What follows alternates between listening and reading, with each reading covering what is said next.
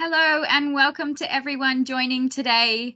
We're expecting a really exciting and dynamic panel this morning.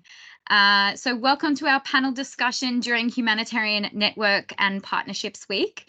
This panel is going to look at exploring risk perception, appetite, and the impact of security risk management. Drawing on evidence from evaluations of humanitarian responses and field practices, our distinguished panelists will offer invaluable insights and perspectives. Through their expertise and experiences, we will hopefully gain a deeper understanding of the factors influencing risk management within humanitarian organizations. We will delve into the nuances of risk perception, how individuals within organizations perceive and interpret security threats, and the factors that shape their perspectives. We will also examine the concept of risk appetite, the organization's willingness to take, tolerate, and mitigate risks in pursuit of its humanitarian mandate. And we will look at the multifaceted dynamics, including how perception and appetite may or may not influence access, security risk management on the ground, and discuss the importance of risk-related communication. In today's global security environment, navigating security risks is not only a constant challenge, but a fundamental reality for organizations to be able to operate in such dynamic contexts. Our overall objective in humanitarian security is to enable and enhance access to communities we serve and them to us, and to maximize our ability to effectively deliver humanitarian assistance to all those in need. Recent experiences in delivering humanitarian assistance have underscored the imperative for organizations to not only understand security risks, but also to assess their own tolerance for risk and the implication of which on humanitarian decision-making. In our efforts to provide a platform for insightful dialogue and reflection, we have a question and answer session today with the panelists after the panel, in which we hope to be able to respond and have a dialogue with you on these important issues.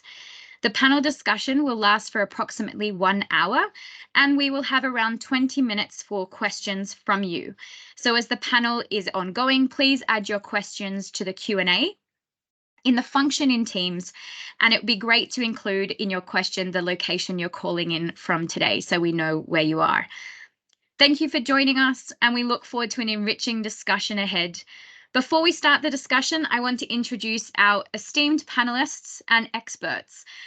We're joined by Paul Farrell, the Principal Security Coordinator for UNICEF, Michele Tarsila, the Chief of Humanitarian Evaluation, also for UNICEF, Tatiana Götebauer, Managing Director and Partner for ADE, a leading consultancy firm for improved public decision-making through policy advice, Rajesh Divakaran, Senior Risk Management Advisor for UNHCR, and Michael Walker, the Director of Analysis and Research for INSO, an international NGO for humanitarian safety.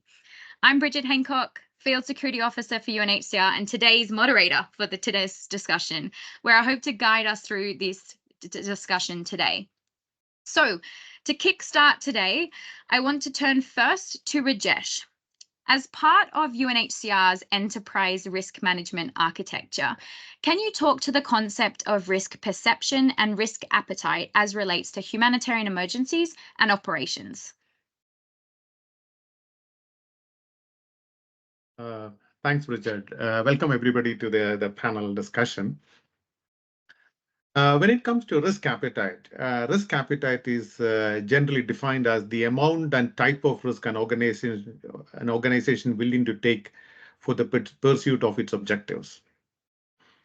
A classical example is the key question faced by many of the humanitarian organizations in terms of delivering humanitarian aid in complex and active conflict zones, considering staff security.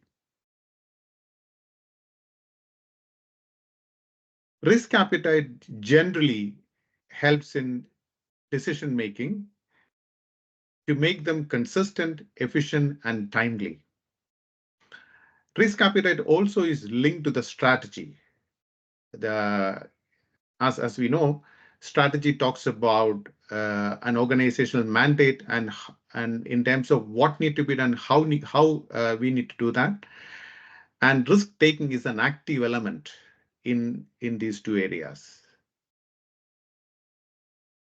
Essentially, a humanitarian organization working in an emergency setting has a high risk appetite, as you can see, because they don't probably have all the information that they need to have for decision making. There could be also timeliness issue.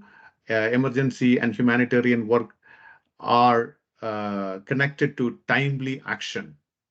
So therefore, these organizations may have a high risk appetite.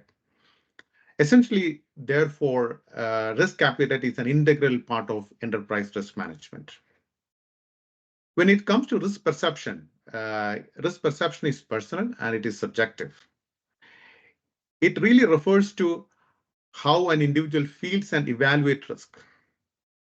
It's typically a function of knowledge of the individual regarding the risk, his or her past experiences, influence of peer groups, cultural norms, on perception of control over the risk.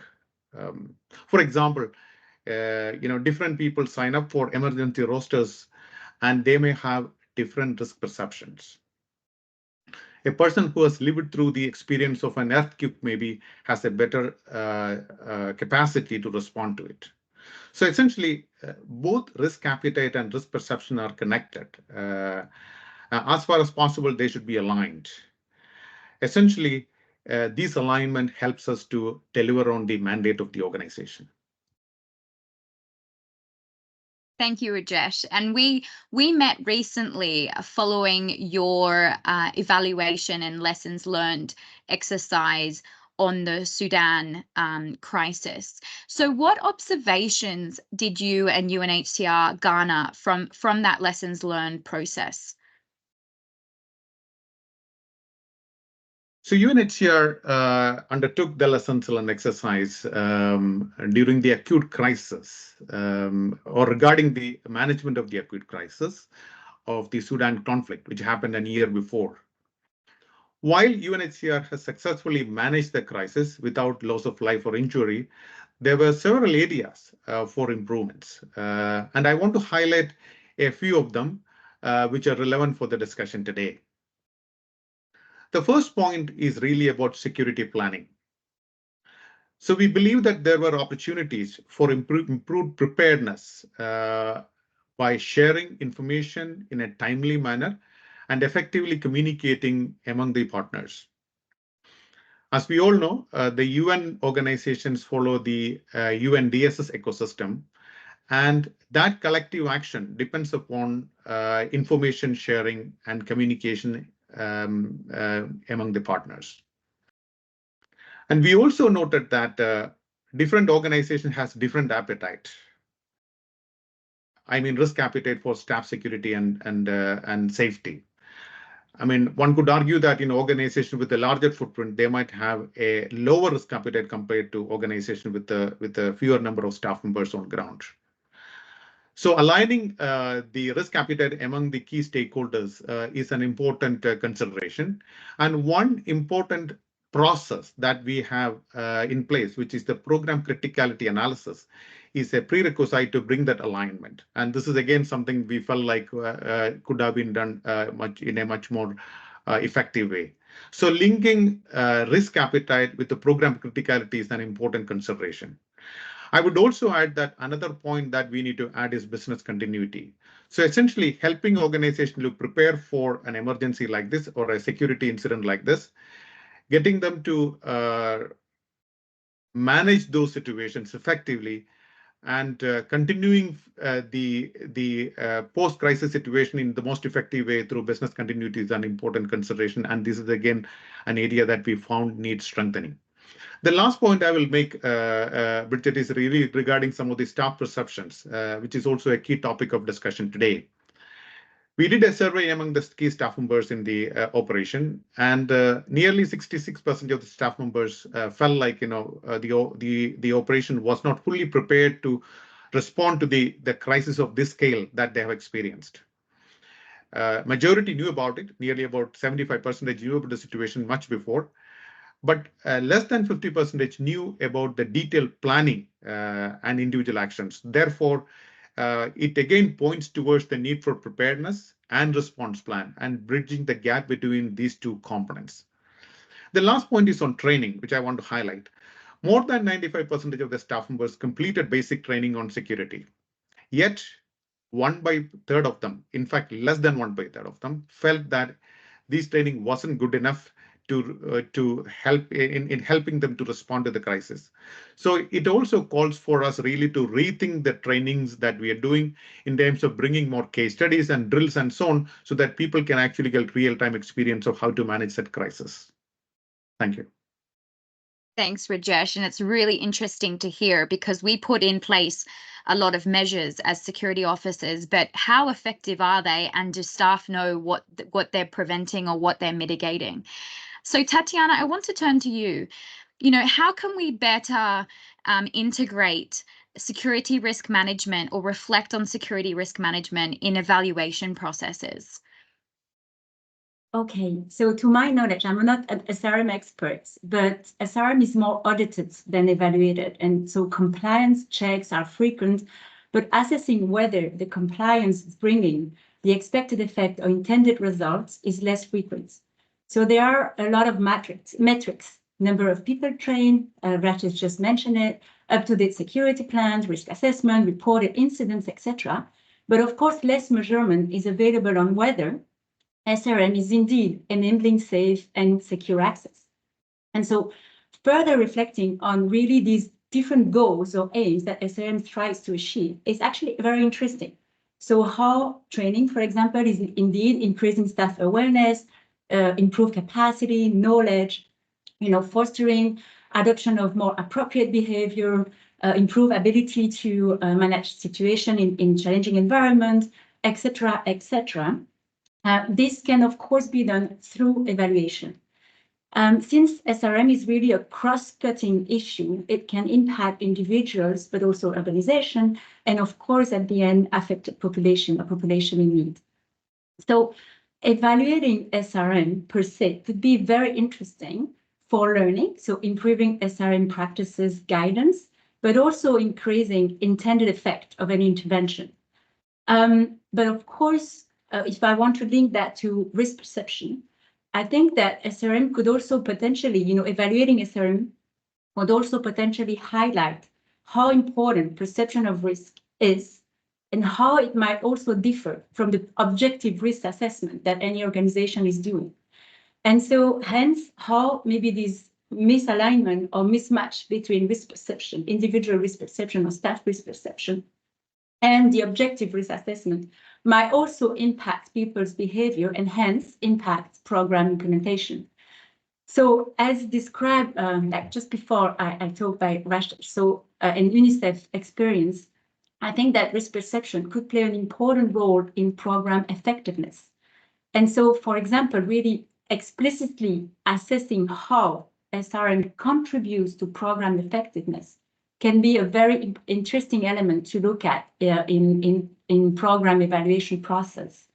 Even if maybe sometimes implicit, I think that, asking for how SRM, impacts program implementation and effectiveness could be very interesting. I'll stop here. Thank you.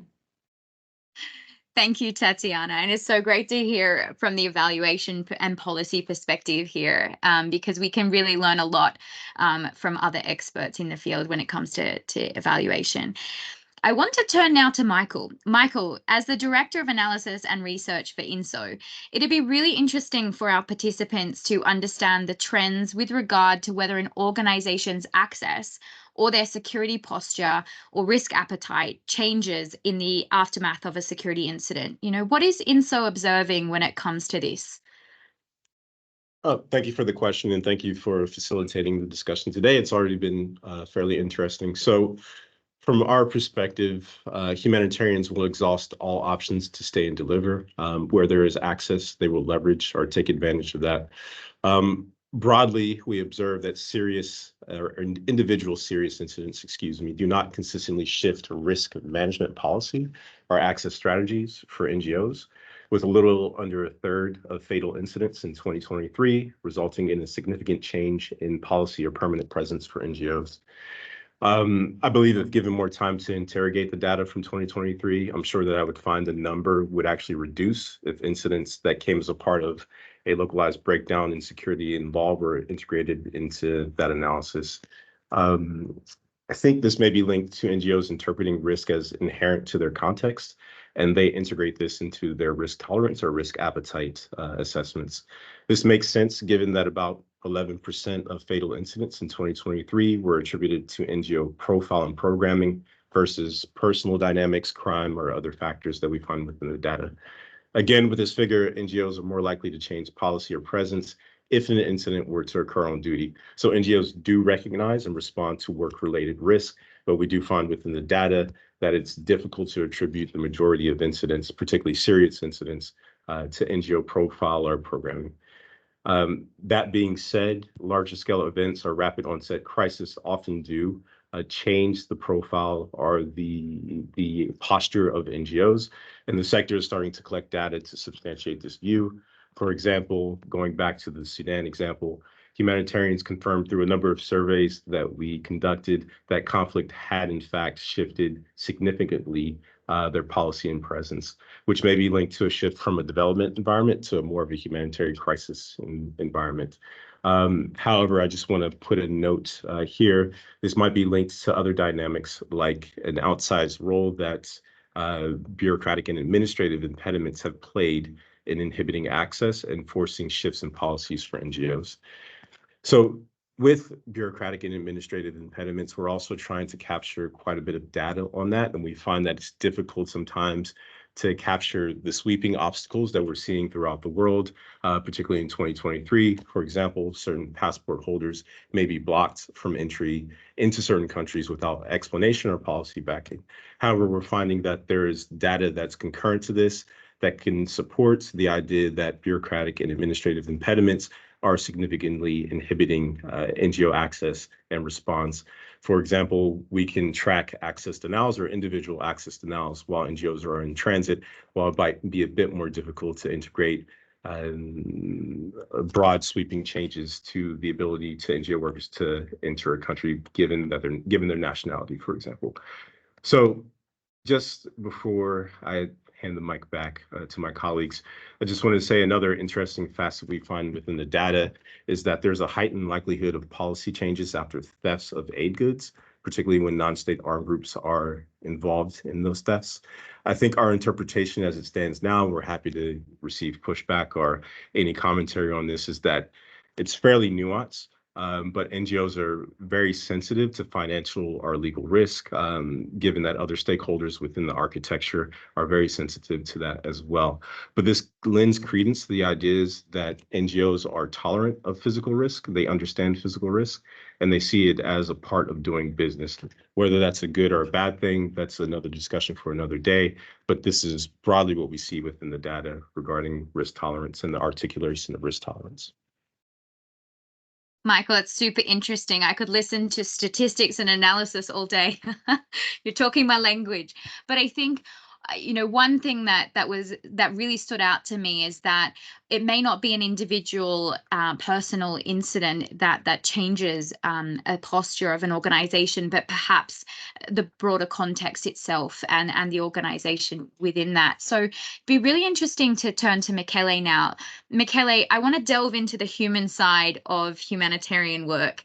You're the chief of humanitarian evaluation for UNICEF. Given your extensive experience traveling to humanitarian operations, especially leading evaluation processes, could you share any insights gleaned from these journeys? What have you discovered about the experiences and perspectives of personnel in the field?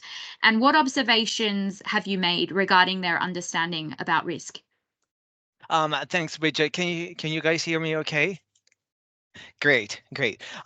So it's really interesting because I understand that, when we talk about evaluation, we always talk about statistics, but sometimes it's good to go back to the human story, right? So in general, when we do humanitarian evaluations, security, safety, constrained access is one of those things that comes out as an important variable of all of our evaluations. But we don't necessarily, as evaluators, spend too much time on this. We don't always have even specific questions on the subject, right?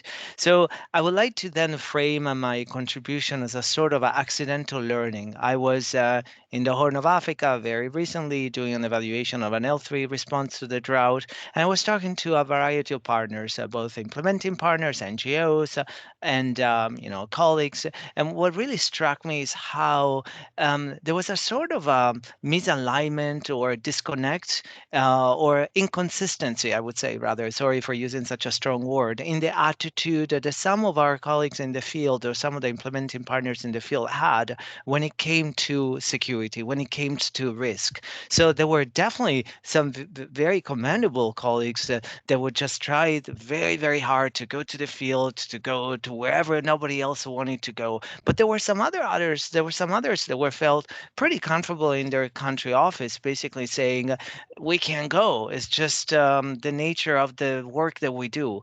And so I started thinking as an evaluator, do I have a role to play in this, or do I just have to report as we normally do, due to constrained access? We couldn't reach those who were the greatest in need. And there was a sort of moment where I said to myself, is there something more that we could do? And in the middle of my mission, then I ran into Paul, who was also one of the other fellow panelists, and we started conversing. And from there, there's a sort of a revamping of this issue and maybe a more intentional way of addressing the security, the constrained access, and the risk and the perception of risk and the evaluation of the risks amongst colleagues, or what we call evaluants, those who are going to be in general evaluated by within the scope of our evaluations. So I saw a sort of a disconnect between what the imperatives out there are. I remember that when I first joined UNICEF in 2018, there was like a large, very important report presented by the UN Secretary General on the safety and the security of UN personnel.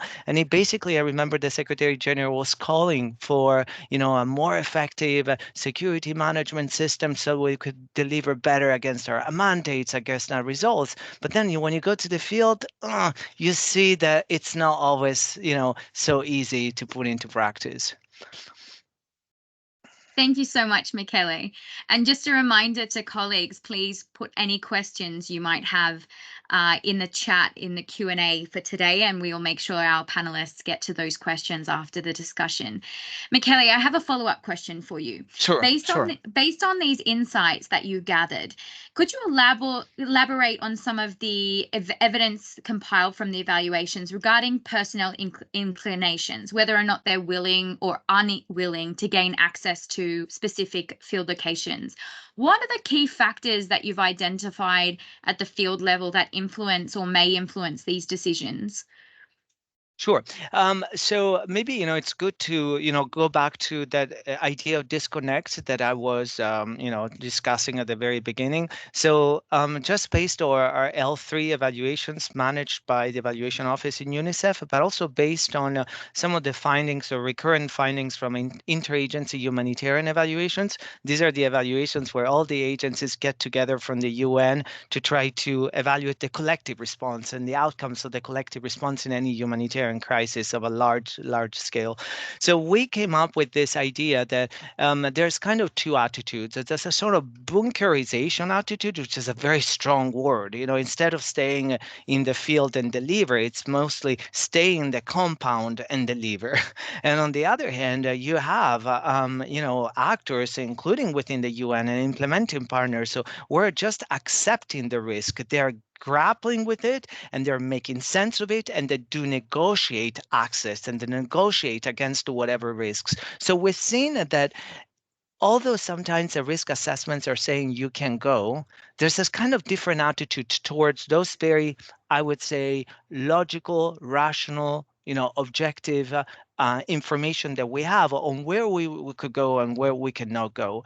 And so we understood that just having a sort of a clear finding of a risk assessment being circulated among partners is just a part of just a part of the story, because we don't always have one risk assessment. We have several entities and several partners that actually have different risk assessments that they could refer to. NGOs, the ones that are very good at delivering services on the ground, who have a capillary presence in a lot of countries, they have their own risk assessment.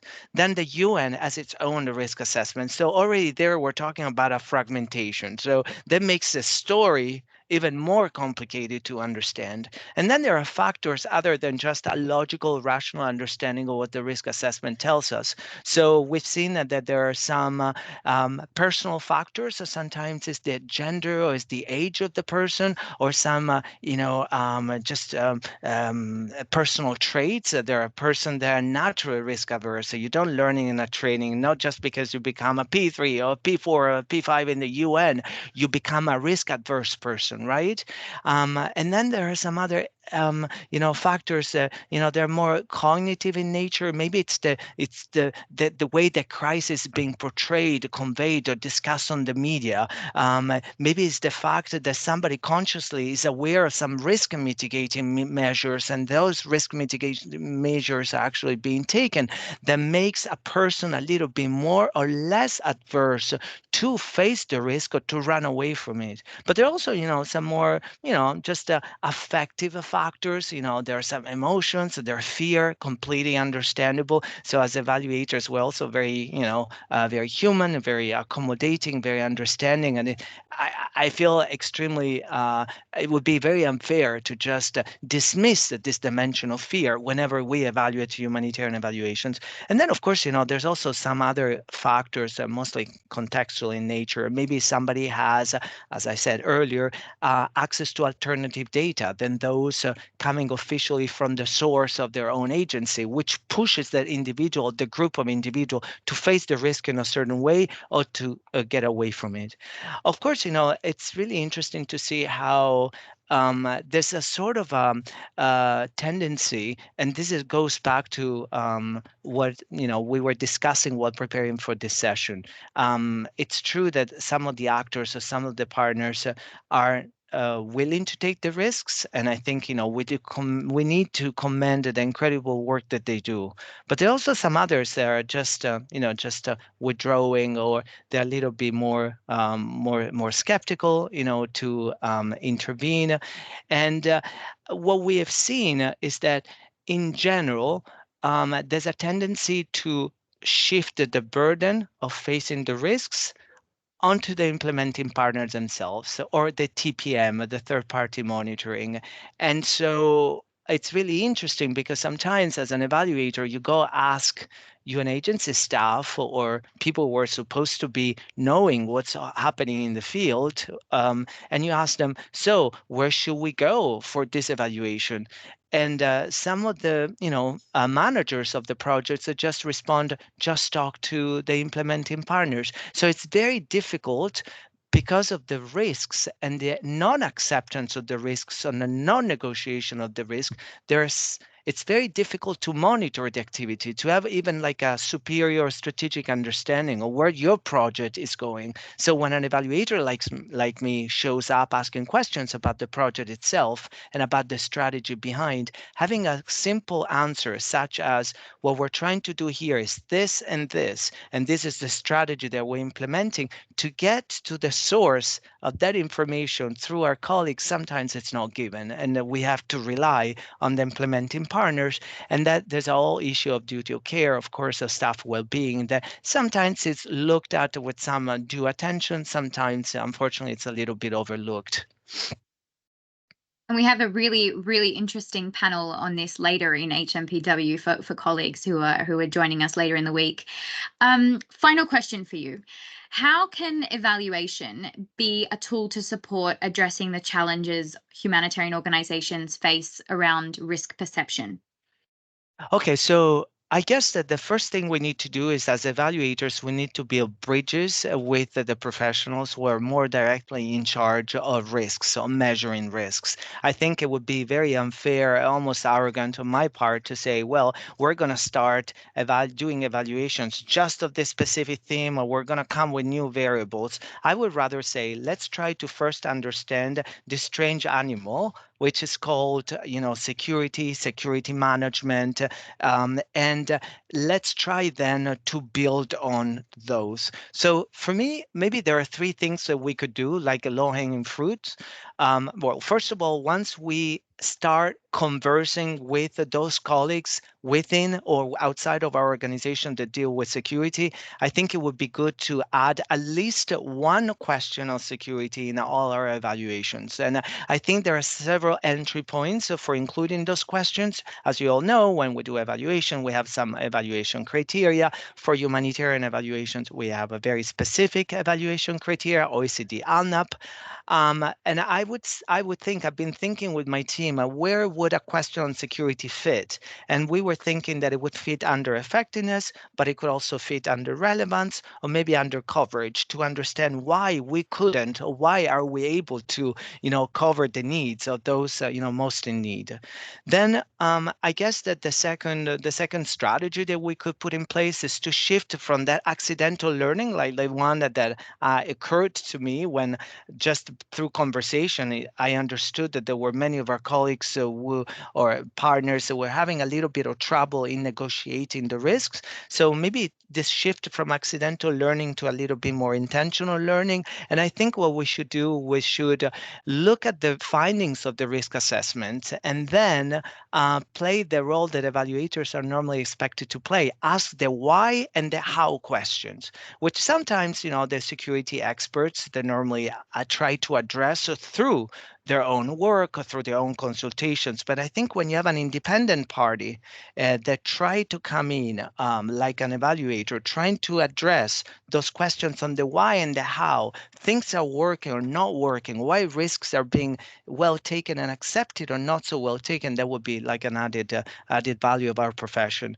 And I guess that the last one, and I'm sure, and I hope that one of our other contributors in this panel will be able to shed some light on this. Maybe it's about time that we started developing some more serious and intentional, as I said, analytical framework. For example, just a few minutes ago, I was saying how there are so many more factors that play into the acceptance of risk or the ability to circumnavigate security risks, right? So maybe just looking at all those factors, the cognitive, the personal, the emotional ones, we could maybe develop a theory of change or some analytical frameworks that not just the evaluators, but also researchers and other actors, part of this constellation of officers and staff that work on security could refer to in whatever endeavor, be that a risk assessment, with that an evaluation, or a small or large scale research. So I think there's definitely an exciting moment, and I hope that this panel is providing for that momentum. I know that on a personal level, I've already including, based on the lessons learned from this past few weeks, I'm systematically including a question on security in all our evaluation L3, and I'm pushing for all the other interagency humanitarian evaluations to include a question even more than just one question, because a question by itself would not serve the purpose, so that we could better explore this, I think, a fascinating and extremely relevant topic to understand why we can monitor, we can not monitor, or we're not delivering, or we're delivering more than expected in some cases based on the way we deal and we position ourselves vis-a-vis security risks. Michele, super interesting. And I really hope this panel also creates some momentum, and anything that HCR can do to support that your initiatives on the evaluation side, let us know. We've heard this morning about individual perceptions of risk. And I want to turn now to Paul. In addition to acting as UNICEF's Principal Security Coordinator, you currently chair the UN Interagency Security Management Network on security risk management. What role can security risk management play in demystifying and realigning individual perceptions of security risk? Thank you, Bridget. Good day, everybody. I think we're going to begin in this panel discussing some very interesting concepts around risk and risk management that we're going to touch on some today here. We're going to definitely touch on some in other panels next week, as Bridget mentioned. So we want to make sure we keep you all engaged so you get into this discussion, and we won't be able to cover everything here. I think one of the most important things to tie up what SRM does to this discussion is you cannot get to the point where what you need the organization to manage risk properly without key understanding of concepts. So one of the first things we do is, what are the key concepts? I want to put on the table here a few key things for thinking and discussion, right? And let's see how it goes. One thing to put on the table is risk doesn't exist. Risk isn't something out there in the environment we can find and measure. So risk is an organizational construct. It's organizations create a way in which they deal with the future uncertainty, and different organizations do it different ways. And in that regard, risk perception is a personal construct about future uncertainty, and people do it in different ways, as many of the different panelists mentioned already. So in the UN and other places in enterprise, et cetera, we talk about the interplay between likelihood and impact and risk. So we know through interactions with individuals that these likelihood and impact are both in people's minds, but even the interplay between the two isn't given. Some people focus more on impact. We hear about people only worrying about real bad events and not really trying to figure out whether they're going to likely occur or not. And some people just really mix up on the likelihood of something happening and overdo it. This happens a lot. And even combining them together in a way that we may do isn't a given. So I can give you, there's lots of research in this area, and the UN does take into consideration these research realities. And one of them is about the cognitive biases around likelihood assessments. Right. So there's one bias known as availability bias, where research has shown that people will overestimate the likelihood of something occurring if images of that are available in their memory. And we're going to get to this issue of risk communication and risk experience, right? But people, if they haven't read a media story or if they've seen someone told them something, they may overemphasize the likelihood. This is a bias on likelihood assessment. But impact, as some other people mentioned this, including someone mentioned in one of the Q&A comments, personal assessment of impact is very complex.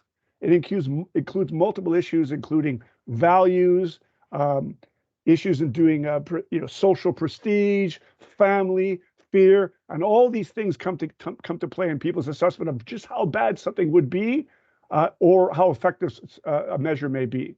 We saw this during COVID. One of the big problems what happened in COVID was a disconnect between a government's assessment of what the impact would be versus a business owner, versus a parent, versus a family member. And this is why it's very, very difficult. So finally, I'll make a point about risk experience, and maybe we'll come back into drawing it all together. There's research on risk experience that shows that there's a difference between direct and indirect experience of risk, of a problem. So people can have indirect experience through, as I said, hearing stories, reading media stories, and things like that. And so they both affect their perception. And what's very interesting in research that affects our work here is if someone is quote unquote exposed to a threat, they're in the environment, but they never directly experience it, it leads to complacency. And this has been replicated multiple times, and we need to be aware of this in our work on risk assessment. So in only a few more seconds I have, I'm going to get back to this, I'm sure. So in order to make this work, an organization cannot allow all decisions to be done only by multiple people's perceptions. We need to take into account their perceptions, but we need to have a structured organizational approach. Otherwise, the organization can never move into the future and deal with the complex problems. Back to you, Charlotte. Bridget.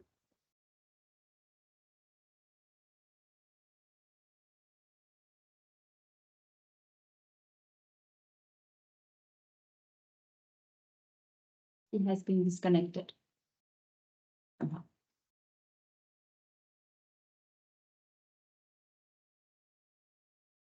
I think I talked Bridget off the meeting. Here she is. Colleagues, I'm sorry, I've had a technical issue, and so realigning. I want to turn to Michael now.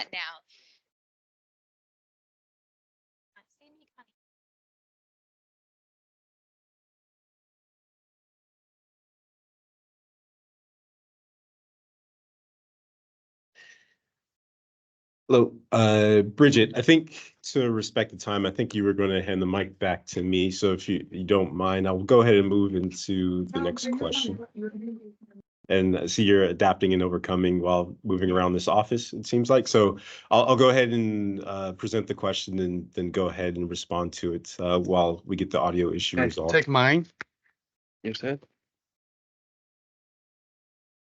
So we're in the part of this discussion to discuss how does security information and analysis contribute to shaping both staff perceptions and organizational appetite for risk.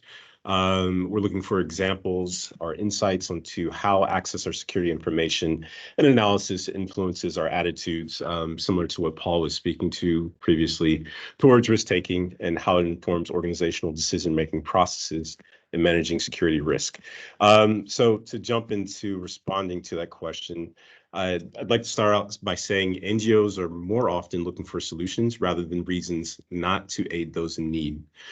So we quite often observe there are sometimes fears that analysis contributes to bunkerization and unneeded or illogical restrictions on engagements with beneficiaries and programming. However, from our vantage point, the integration of analysis into security risk management is an enabler and not an inhibitor. Further, just to add to that very quickly, what I find is that NGOs broadly struggle more with information vacuums and to a lesser extent, unmet expectations of analysis to address uncertainty rather than threats or danger itself. So from the analysis that we see, and again, our observations, analysis can both alert NGOs to risk that they must mitigate against, but also can break down perceived barriers or perceptions that are not rooted in evidence. Analysis is also critical, and sometimes analysis is critical to catalyzing, difficult conversations around risk tolerance and related components and concepts like program criticality, conflict sensitivity, duty of care, and also addressing cognitive bias, as Paul has highlighted. So the key thing is that data and analysis can transform perceptions into evidence and enhance security risk management policy and frameworks. I don't want to dismiss perceptions. Perceptions are actually very useful, and they actually inform the work that we do here at INSO and all the work that all the panelists do. We do take perceptions very seriously, but when we are able to network or combine those perceptions with other perceptions, our vantage points, and also the data, we get a clearer picture, which NGOs can act on and actually formulate stronger security risk management policy, stakeholder engagement plans, et cetera. So this enables NGOs to go from purely reactive postures to frameworks that evolve and anticipate risk. What we're finding sometimes for NGOs is that they struggle with even just monitoring the incidents that they are impacted by. So for some NGOs, they're kind of in the early parts of the continuum of addressing risk, where we see other partner agencies able to integrate analysis and anticipate risk and shape their programming accordingly, and their risk management policies as well. We expect to see that this internal capacity to continue to evolve across the sector. We're seeing more and more conflict analysts, we're seeing more risk managers, and this is going to be added capacity on top of the ability to monitor compliance with policy, which we feel takes up quite a bit of the time of the security managers that we engage with our partners. So to draw a line underneath this, and hopefully our moderators are back online, NGOs and individuals under a duty of care deserve the tools to make informed decisions regarding the risk, with analysis being one of those tools, one of many tools that we have in our arsenal. Michael, thank you so much, and I'm hoping I'm back with you all. I want to turn to Paul. So the big question here for you is, how can we hack this perception problem through security risk management to better inform organizational decision-making on risk appetite and acceptance? Yeah, thank you. So I want to take a link to what Rajesh said about aligning, right? It's about aligning the personal aspect, because all the employees are people and they're bringing with them all these issues, and we need to align it. But so the first step is you have to have a structured approach to risk. It includes and starts with an understanding of the key definitions. What is threat? What is risk? What is all these things need to be clear so people, at least when they are addressing it and talking about it in their different perspectives, are speaking in the same language. Otherwise, we're all over the place. And that's what the UN learned in some of its mistakes in the years. The more we define, make it clear on what the components are and how they combine together, the better it is to getting moving forward towards a common agreement on how to move forward. Key to this, of course, is what everyone refers to as the risk appetite. So in UN security, this risk appetite is defined as what's called acceptable risk. What risk is acceptable and what risk is unacceptable? And what we found when we did this is that the first step is to find what would be acceptable no matter what, right? Is there something that would be like so many people are getting killed that it doesn't matter what you're trying to do, right? This is the running into a burning house and you're just going to get killed with them sort of idea. And then working backwards on relative acceptance, depending on how important the work you're doing. This is mentioned already by Rajesh about the about program criticality. Then there's the role of communication, risk communication or communication in general, which has to be two-way between advisors, security advisors, and the managers who will make decisions, but also between that security process and the consumers or the users of the security, the staff. Those are expected to implement the measures, right? One key aspect, and we mentioned already, is understanding the concepts, which is about training so people know what we're talking about so they can get involved in the discussion. Then there's the issue of the role of explaining their role in risk management itself, because if they cannot be passive consumers. They need to be engaged, and often what we see when we have a security failure is that people were not doing basic parts of the measure, not locking doors, not using radios, things like that, that they need to understand that the risk we're giving you, the assessment, it's only applicable if you do your part in these risk management measures. And finally, it would be the two-way communication implies listening to staff, right? Both on what works and what doesn't work. We have heard of this term, security theater. No one likes to be part of measures that everyone knows doesn't make sense. It's over the top. But also other mentions as well in this panel, getting feedback from them on information that may change the assessment as well. So this two-way communication is key to both get our people involved and understanding, as well as learning from them and adjusting to them. Finally, the big organizational issue that can change the organization's risk appetite, if you want to call it culturally, is what we do after an incident has occurred, after there's been a failure. If the organization approaches it from a learning perspective, understanding that we have to take risks and it wasn't perfect, that's reinforcing a good risk culture. But if we have a post-incident evaluation or assessment or inquiry that puts blame everywhere, then the next time decision makers will be risk averse and the whole system will grind to a halt. So those are some of the key aspects of what we try to do in order to align, I won't say hack, align individual and their role within the organization. Back to you, Bridget. Thank you so much, Paul. And I think it's super interesting to kind of align these concepts of risk conception, particularly after an incident, and what that role that plays in reinforcing that management is in place. Rajesh, based on your experience in the lessons learned process for Sudan, how can we align perspectives on security risk with operational and contextual realities? Thanks, Bridget. I won't repeat a few things that Paul already has said. I think they're very, very helpful. But building on that point, Bridget, I would say one of the best way to bring everybody together and to bring information symmetry across different stakeholders within a team is by setting risk appetites. So that is again bringing a number of practical indicators that can inform the triggers for risk appetite and put data as a central point for decision making.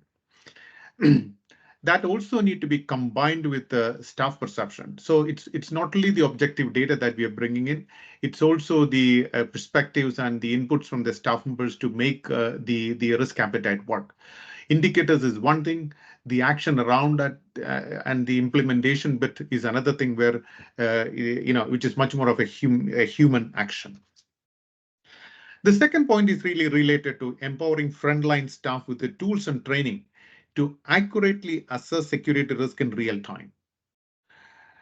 This approach can improve agile decision making, and it can also get the entire team a lot of local intelligence on how things are happening, particularly with regard to emerging risk.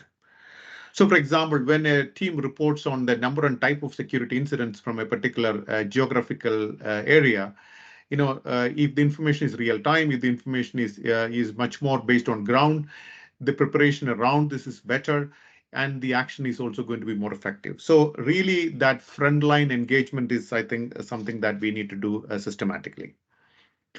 Third thing is more of a general point, Bridget. It is not connected to the Sudan experience, but in general terms, I think it's very important to have a two-way communication also with the local authorities. In this case, of course, we don't know who is the local authority, but in general situations, I think it's important to understand that, the local authorities do have the roles with regard to law and order, and engaging them with a two-way communication is central. And the last bit I will say is really regarding the engagement with the staff and the community with regard to trust building. So we need to really emphasize the importance of community engagement and trust building in security risk management, as the local knowledge and the support can really enhance the safety and effectiveness of our response. And one final point is to say that the security risk management and the entire duty of care aspect need to be seen as a piece of the pie. It has to be an integral element of the holistic operational response. The moment we see it as a separate one, we miss the best big time. So it is important that the entire holistic approach need to be considered together for an effective response with regard to security management. Thank you. Thank you so much, Rajesh. That's certainly the way we see it in UNHCR. I want to turn to you, Tatiana. Michele mentioned earlier in the panel about the tool of theory of change. So how could the tool of theory of change support the analysis of the impact of security risk management and where risk perception is playing a role? Thank you, Bridget, and also thank you for all the previous talks, because I think it's really much aligning of what at EDE we're doing and also considering when conducting evaluation. So as you mentioned in the introduction, Bridget, in this session, we're trying to aim also at a deeper understanding of factors influencing risk management within humanitarian organization. But here we can also reflect, as was mentioned earlier, on what is the impact of security risk management and how this would influence program effectiveness, as also proposed by Michele, how that would be included in evaluation questions, is either a relevance of program effectiveness or even impact, I would say. So an interesting tool indeed that evaluators use is the theory of change, and in which we try very basically to visualize how, from action, what is the causal change of results that leads to impact, all the different steps that leads to the intended impact. And so if I take a very simple example, it would be like, for example, training that we mentioned already. Training is provided to local staff, so a number of people have been trained, and this is usually the indicator we have. But how is this training, raising awareness, improving knowledge, improving capacities, making sure people feel more secure, that people adopt more appropriate behavior, like maybe bringing more willingness to work in challenging environments, making sure there is a safer, better access for affected people, less incident, etc. We can even go up to, reputation of their humanitarian organization, etc.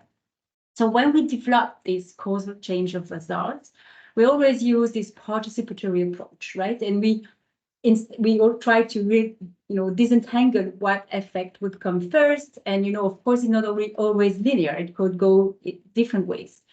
But what is also important is we also do a context analysis, but we also try to identify assumption under which the next result would occur. And so if I take another example, so for example, and it was also mentioned by some other speakers before, but increased capacity knowledge would only occur if the training answered to needs, really add values to what people already know. Otherwise, it might not lead to this increase of awareness, increase of knowledge, and then bring to the fostering the appropriate behavior. And so to make a link with risk perception, to my point of view, would be a sort of assumption. And we could take, other factors that you mentioned, other speaker mentioned before. And so if risk perception does not match this objective risk assessment, and we don't take into account all the other factors, this might, hinder the staff to adopt appropriate behavior, and hence maybe making them take more risk than they should, or maybe not enough risk, and then hindering them for answering to people in needs. And so, of course, with an appropriate methodology, such factors could be identified, and we could come up with recommendation to better align organization risk assessment and staff risk perception. We know, we all mentioned that it's not easy, but at least it can, really help to improve program effectiveness. And so at EDE, we do conduct policy evaluation for other UN agencies. And we follow a very, established approach to check whether the policy is known, used, useful for different type of stakeholders, at headquarters, country officers, on the field. And of course, that differs a lot. And this is to, of course, make recommendation how this policy could evolve, and how also communication, we mentioned communication is important, and guidance to implement such policy could also improve, be improved, and then foster organization results. So interestingly, for some actors, sometimes the policy is known, but not necessarily used or not found useful. While for others, the policy might not be very well known, but if you look in practice, they do adopt the appropriate behavior because it's very much aligned with the needs they have, and hence they apply these good practices or the one that are recommended in the policy. So, for example, it could be very similar to assess whether people adopt appropriate behavior because of the existence and knowledge of SRM guidance and standard, or because they follow their own risk perception and adapt their behavior. And so, of course, in an evaluation, we try to find results on average, for a wide range of intervention and stakeholders, not anecdotal evidence. This is important, right? But I think that evaluation can really add value to the whole topic. Over. Thank you so much, Tatiana. I think one final question before we move to the Q&A is for Paul. So Paul, before we move to the Q&A, what does success look like in security risk management? It's a very good question, because it really brings it all together, and I want to tie it to what Tatiana has said. If we have a theory of change, we have to understand what the end result is. And what I mentioned before about agreement on terms as the first step, even in the UN security, it was surprised how long it took us to agree on what the goal of security really was. And this is the most important discussion, right? And so many people think the goal of security should be just to keep staff safe and to lower incidents, right? And this cannot be the goal of security, because if that were the case, then it's easy solution. Just lock everyone up and put them in a bunker, as McKinley referred to, right? So therefore, the goal is defined as enabling programs within acceptable levels of risk. And if you know what risk is, you know what acceptability, then that starts to make sense. But you'd be surprised, even if that definition has been in play for the UN for many years, you'd be surprised how quickly senior decision makers default to the assumption that their goal is just to protect people and make sure nothing happens. And that is if we don't have a common goal, then we can't get there. So what we do now have as we try to conceptualize this is what we refer to as the narrow path. If we can picture this, picture a path of which there is failure on both sides of the path, right? You're falling off the sides into bad things, right? And there's two sides of the path, not only one side. And one side is a failure where we're overly permissive, we haven't done the right security measures, and staff are imprudently exposed to unacceptable levels of risk. Okay, it's the cowboy, quote unquote, cowboy side of the path. But the path has two sides. And the other side is another failure, which is the failure which we're overly restrictive. Too much security, security, it doesn't matter. It's over the top. We're all trying to cover ourselves, and we're organizationally inhibiting our programs. And we need to define this as a failure on both sides of the path. And what we say is when things are more uncertain or more complex, the path gets more narrow. In other words, you can more easily make a mistake on either side. So that's why we have to make sure we have a clear concept and structure to security risk management, but also build it throughout the culture with that clear understanding of the goal, which is not just to prevent one failure, but to prevent both failures.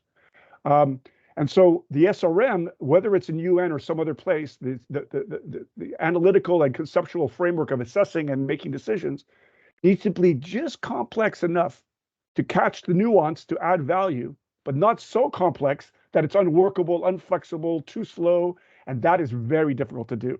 And it take a lot of time to go back and forth on this. If done properly, the idea is you'll get the best possible results for your organization in that complex environment. If you try to do more, it's going to be problematic. And if you don't do it right, you get less results. So that's what success looks like, although it's hardly as clearly defined as that, but that's why I want to take a stab at it. Back to you, Bridget. I like the idea of a path and making sure we don't go too right or too left. I want to invite all of our participants now to pop your questions in the Q&A function. We have quite a number of questions coming through, so I'll attempt to raise a few and we'll see how we go. First question coming from Anonymous. Community acceptance varies across different organizations within the same United Nations agencies, funds and programs. For instance, climate change programs enjoy widespread societal acceptance, whereas initiatives focused on the promotion of the rule of law or strengthening law enforcement agencies may encounter challenges in garnering similar levels of support. Consequently, these disparities necessitate varying organizational posture to risk within the same entity. How can this be effectively managed? And I'm opening the floor to anyone who might have ideas from the panel.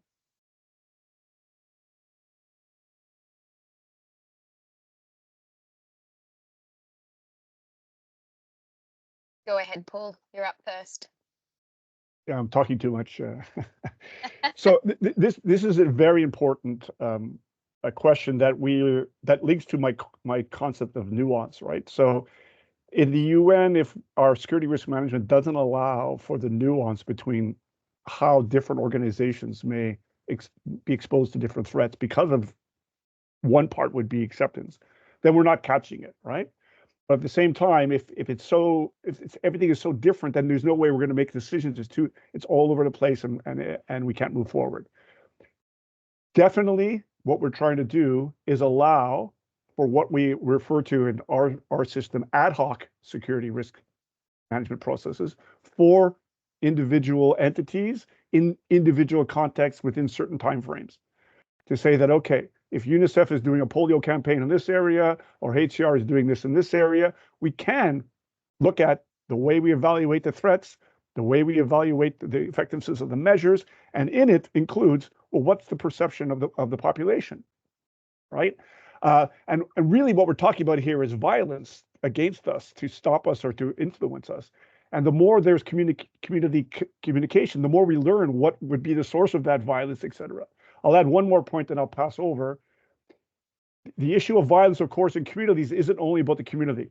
If there's violent actors, they're also sometimes intimidating the community, and therefore acceptance isn't enough only. So we need to be honest about whether the opinions of the population about what we're doing is enough to change the opinions of all violent actors, or if there's outliers that we still consider with other things. Over. Thank you, Paul. And Rajesh, did you want to add anything here on this question? No, I think Paul already has said what I was planning to say, which was really linking the overall risk sustainability objective, which was the second point which Paul raised. So I wouldn't want to add anything more. Thank you. Okay, fantastic. We've got one more question. Michael, you spoke of a trend of NGOs adapting policy or operations in response to financial losses, but less so with regard to physical incidents affecting staff, and alluded to the link to the perceived or real risk appetite of donors. Do you have any data about NGO changes in response to incidents which impact project participants? And what is the perceived or real risk tolerance of donors? Any thoughts on how we can use data to influence donors or recalibrate their tolerance of different types of risk in a more balanced way? Yeah, thank you for the question. Just to ensure I'm interpreting this question correctly, I'm reading project participants as beneficiaries, so I'm going to approach it from that perspective. And I'll try to navigate what donors think about risk tolerance after that. It's an interesting question, particularly for INSO. We did some short research on risk to beneficiaries. What we found, or kind of our main key takeaway from that research, was there needs to be more research on risk to beneficiaries. NGOs often do talk about do no harm, duty of care. Should we extend that here and there? Safe and inclusive programming is another phrase or term that I've heard.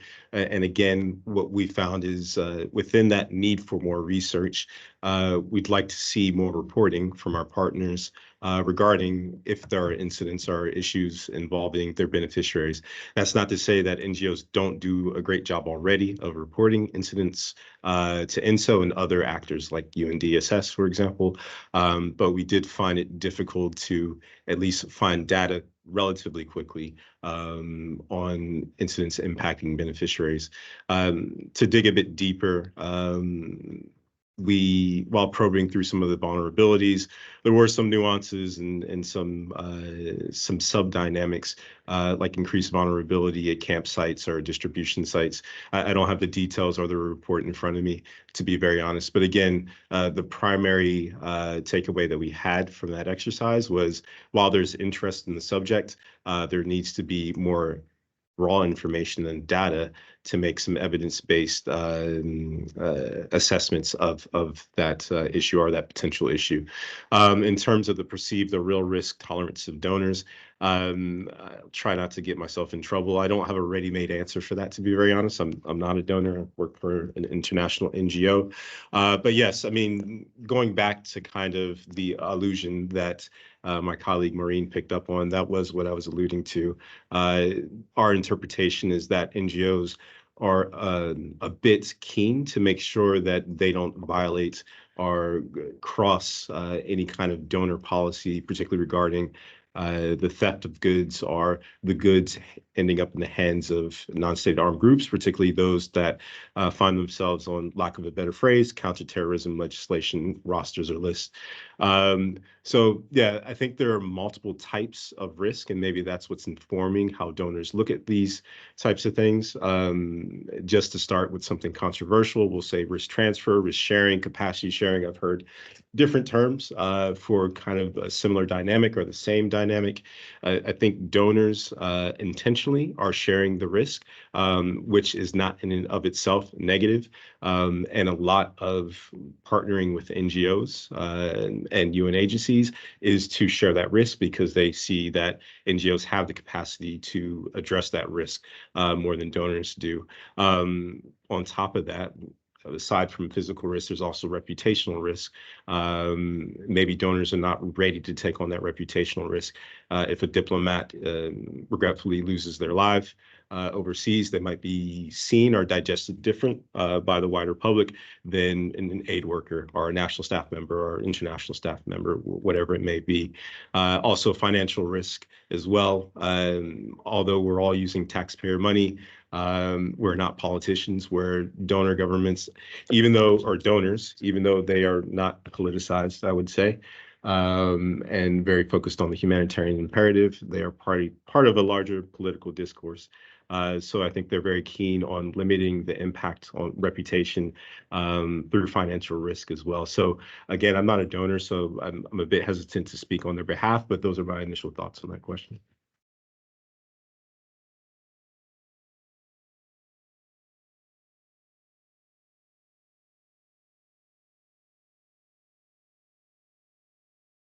Hello? Still can't hear me? Okay, good. Today is, I should buy a lottery ticket. Third time's a charm. I want to open the floor to Bridget, our evaluation colleagues. Move your microphone up in front of your Yeah, there you go. Our evaluation colleagues, how does humanitarian organizations assess the effectiveness of SRM measures in place? Beyond compliance with policies, what indicators could be used to measure success?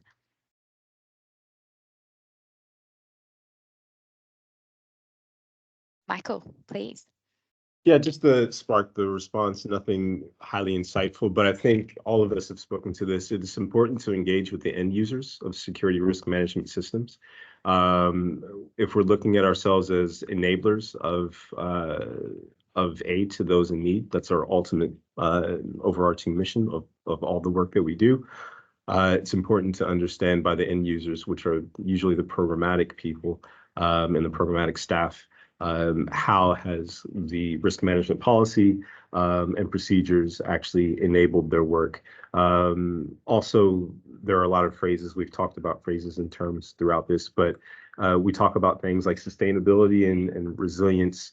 I think we can be looking at those as sometimes outputs or enhancements, or they can be detracted if risk management policy is not up to task. So looking at components like resiliency, for example, I think is one way to also look at the effectiveness of risk management policy.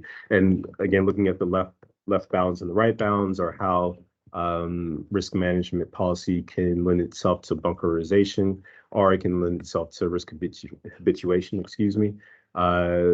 We just want to see if our end users are actually confronting these potential issues using the risk management policy, because in lieu of that, or if there's a dearth of strong analysis to contribute to strong risk management policy, I think we'll naturally lead ourselves to either bunkerization or habituation, which ultimately detracts from our ability to program and help those in need.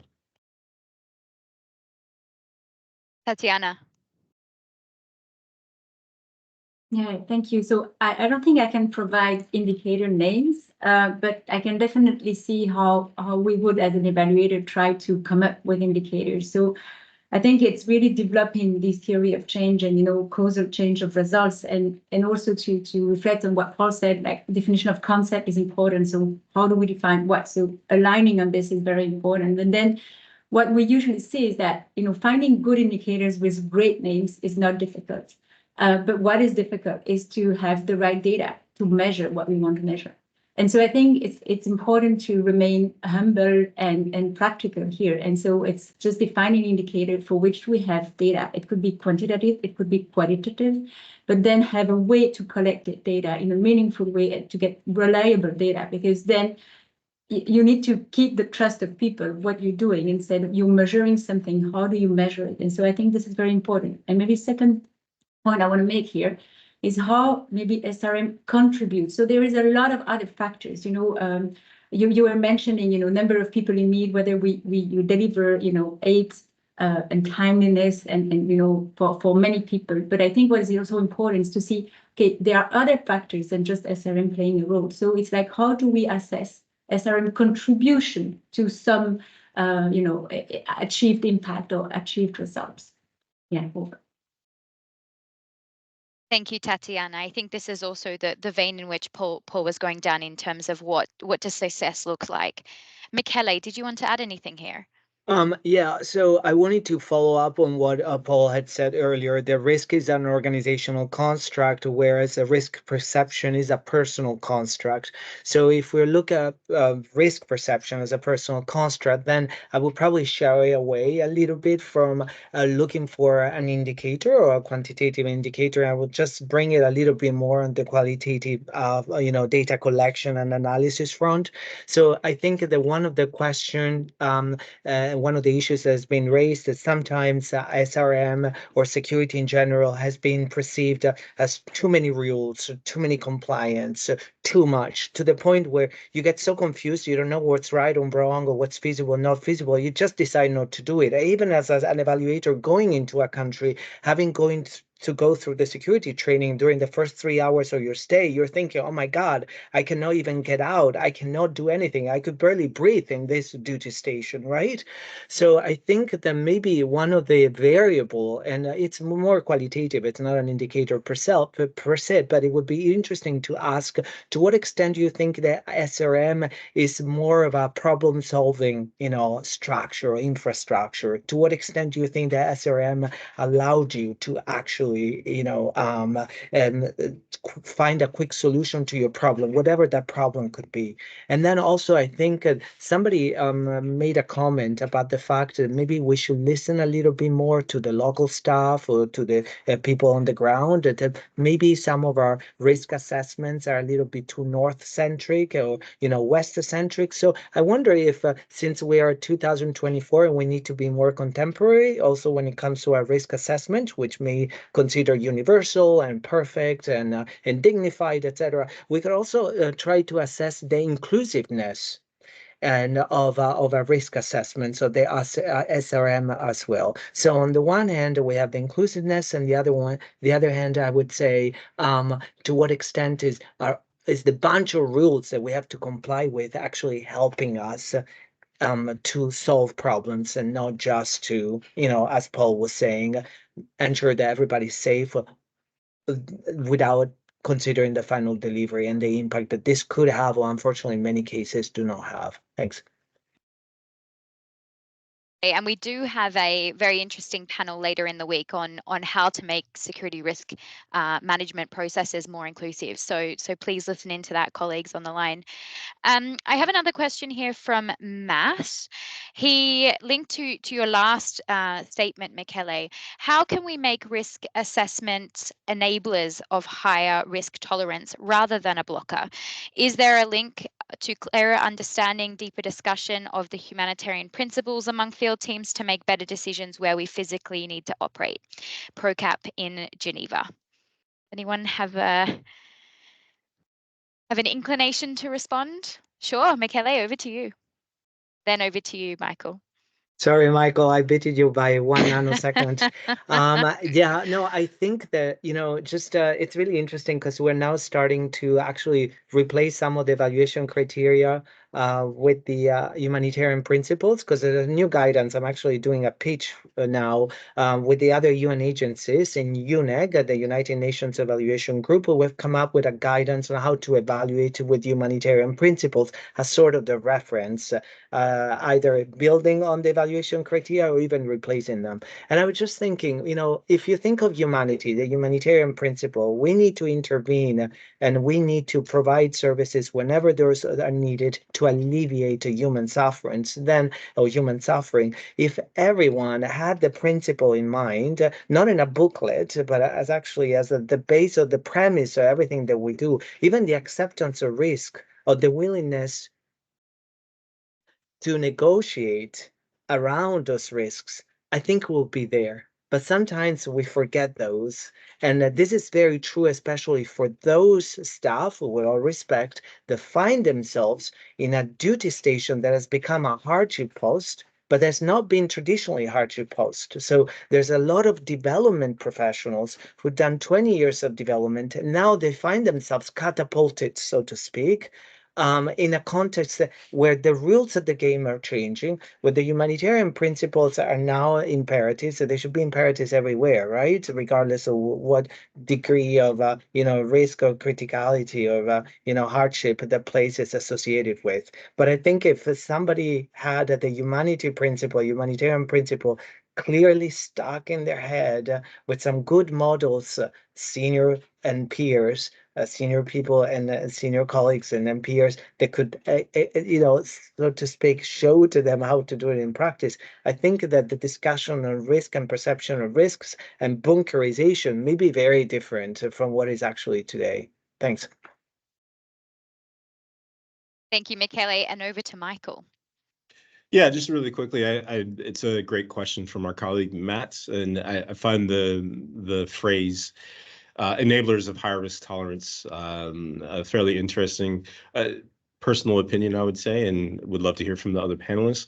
I don't think it's within our remit to bring risk tolerance up for individuals and organizations. It is about informed assumption of risk for individuals and organizations. And it's great for organizations, or it's the only right way, actually, organizations and individuals to formulate their own risk tolerance. We're also encouraging NGOs to make sure that that risk tolerance is articulated appropriately to relevant colleagues. So colleagues aren't surprised, our staff aren't surprised with what their NGO is willing to deal with.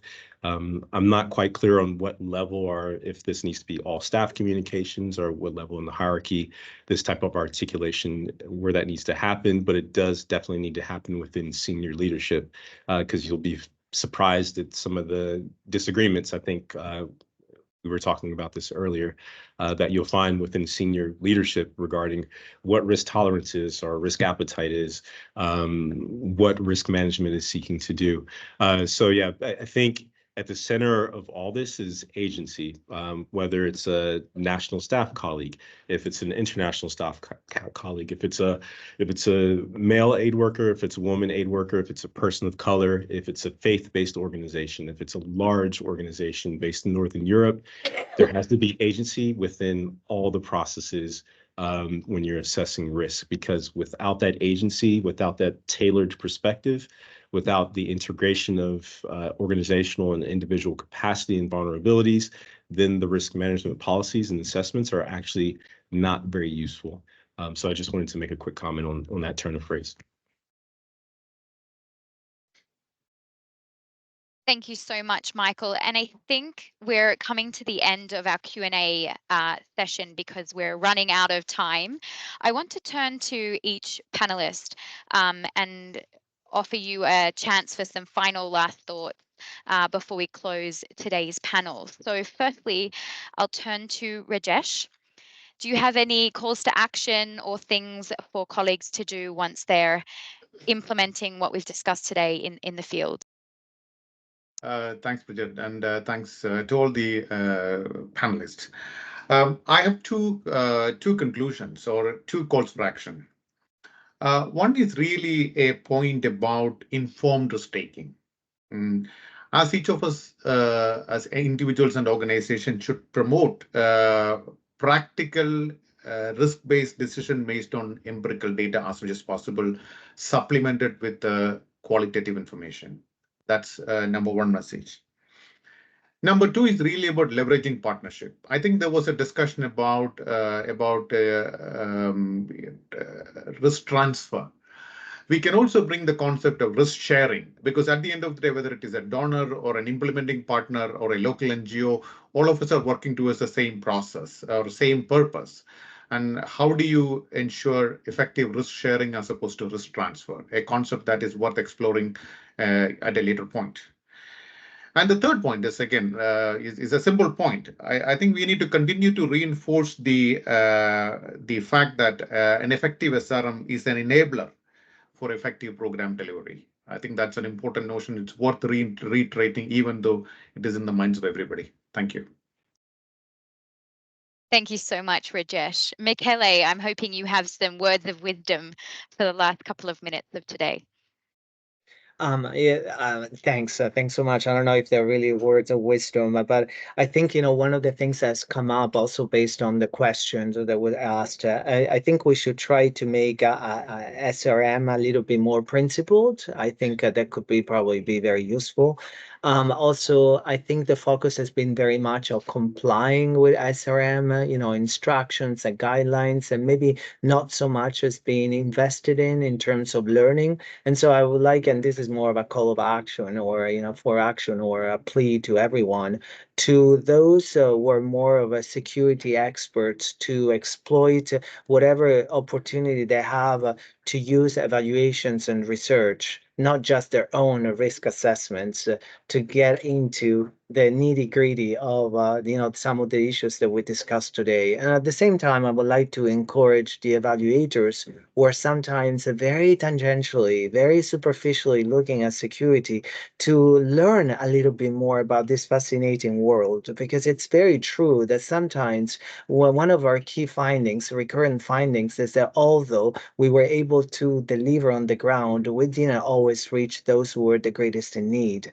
And if we look at what was the reason for not delivering those hard to reach areas, it's always the risk and security, right, that comes up. And so we are somehow, just passive observers in our evaluations, and because we don't know the world of security that well, we don't delve into the reasons for why and how that is happening. So for me, this is my personal commitment now, and that on my team, over my agency, and possibly some other colleagues, is really to play more of a influential role and possibly advocate to other agencies and evaluation offices to do the same. Just a little bit like what we do for gender and disability. Now it's security and security management and perception of risks and management of risks is going to be on the forefront of our evaluation of the agenda in UNICEF.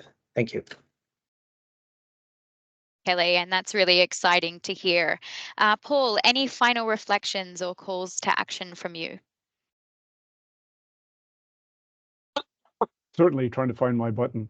So first of all, thank you to everyone on the panel and all the I saw one time there was 200 people listening, and for the opportunity to discuss these ideas has been great. I would just say, food for thought for the rest of future panel discussions into next week. To get an organization to the right level of risk management to be able to seize opportunities in a complex, dangerous situation, SRM is not enough, right? It's about the people, right? So it becomes what we're seeing now, especially in our issues in UN security. It's really a cultural issue, a culture change issue. How do we create that quote unquote safe space for decision makers and people to take calculated risks to seize opportunities, right? So the policies, the concepts, the SRM, the definitions, these are necessary conditions, but they're not sufficient. And so really it becomes to the really difficult, theory of change, to align the incentives of staff, decision makers with organizational goals, especially when they're in the middle of fear or changes or complexity, dynamism, right? So that's the real challenge that it's hard to get to, and we'll see where we can go from there. Over to you. That's a big challenge. Tatiana, final thoughts from you? First of all, thank you also for the invitation and for the great debates.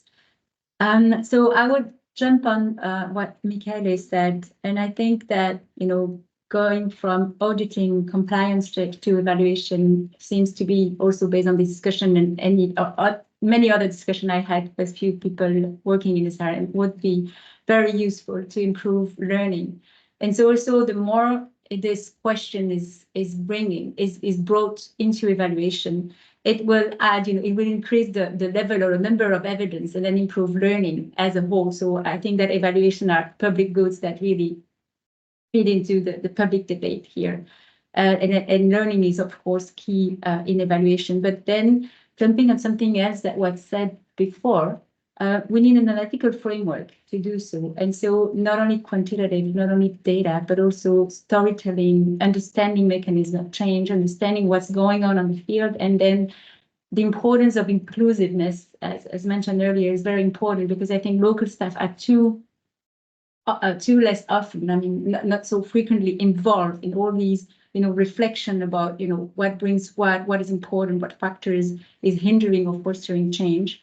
And so I want to share a thought that is more related to academic research, but you have lab experiment in the field is also a way to assess risk perception and, how it affects people's behavior. And so I think that would be an interesting approach to consider, even though it's more research. I think it's important. Yeah, I stop here, I think. Thank you. Thank you, Tatiana. And final thoughts, Michael? Yeah, just really quickly, interesting panel discussion to all the attendees and everyone on the panel. I would say just trust yourself. Perceptions are a critical part of security risk assessments to leadership create the space for staff, groups of staff, departments, whoever it may be, to express their concerns or their ideas around security risk management and their perceptions. And most importantly, take advantage of the tools that are already out there. While we always strive for refining, evolution, you have people like the panelists here today, you have structures like Saving Lives Together, and so tries to play its role as well. Please do take advantage of those tools, because everyone is responsible for security risk management. It's not a component or a task given to one person, even though there may be a focal point or a department. Everyone is responsible, and we're responsible to each other. So please take control and agency. Thank you, Michael. Final thoughts from my side. I really want to say thank you and express my gratitude to all of the panelists today and for the insightful discussion and questions coming from the participants. Big thanks to Paul, Michele, Tatiana, Rajesh, and Michael. Your expertise and contributions have been really enriched our discussion. As we conclude, I want to remind everyone that the dialogue doesn't end here. We have a number of really interesting panels. Many of them were mentioned today. So please join us over the next coming days and weeks for HNPW. Thank you for joining us, and see you at our next event. See you later. Bye. Thank you. Bye. Bye-bye.